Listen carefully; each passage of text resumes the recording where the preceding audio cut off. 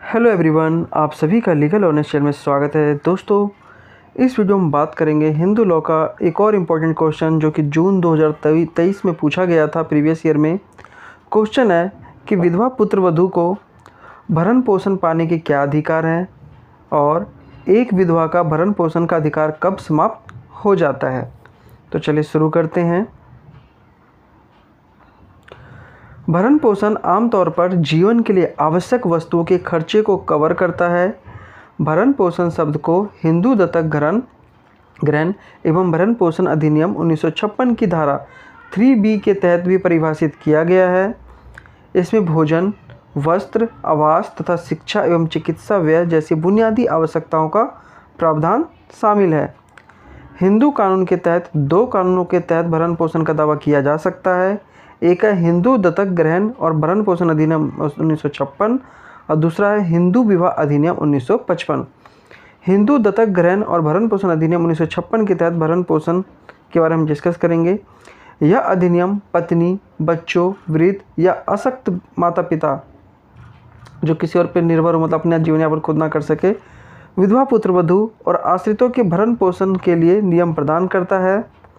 भरण पोषण के प्रावधान के पीछे मुख्य कारण तलाकशुदा पत्नी या वृद्ध माता पिता या नाबालिग बच्चों या किसी अन्य आश्रितों को उनकी भलाई और उनकी जीविका आवश्यकताओं के लिए वित्तीय सहायता प्रदान करना है।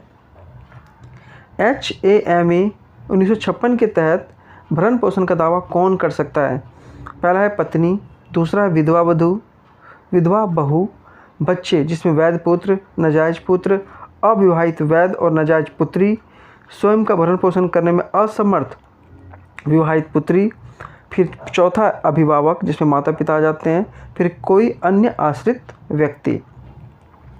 विधवा पुत्र वधू को भरण पोषण पाने का अधिकार।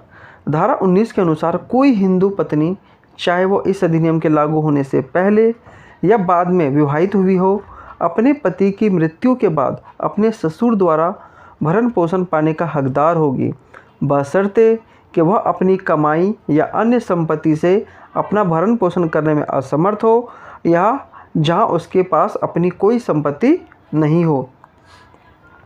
अपनी पति की संपदा से भरण पोषण प्राप्त करने में असमर्थ हो, मतलब कुछ कारण बता रहा हूँ, या अपने पति की संपदा से भरण पोषण प्राप्त करने, मैं दोबारा एक ही लाइन लिख दे, सॉरी उसके लिए,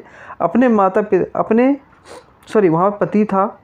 दूसरा है अपने पिता की संपदा से भरण पोषण प्राप्त करने में असमर्थ हो, अपने माता की संपदा से भी असमर्थ हो, या अपने पुत्र से यदि कोई हो, या अपनी पुत्री, मतलब इन जगह से अगर उनको कुछ भी नहीं मिल पा रहा है तब वो ससुर से भरण पोषण प्राप्त कर सकती है।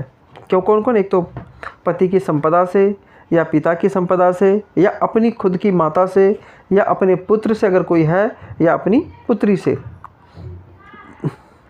धारा 19(2) में उन दशाओं को बताया गया है जिनके अनुसार विधवा पुत्र वधू के भरण पोषण का दायित्व समाप्त हो जाता है। पहला, यदि विधवा खुद का भरण पोषण करने में सक्षम हो।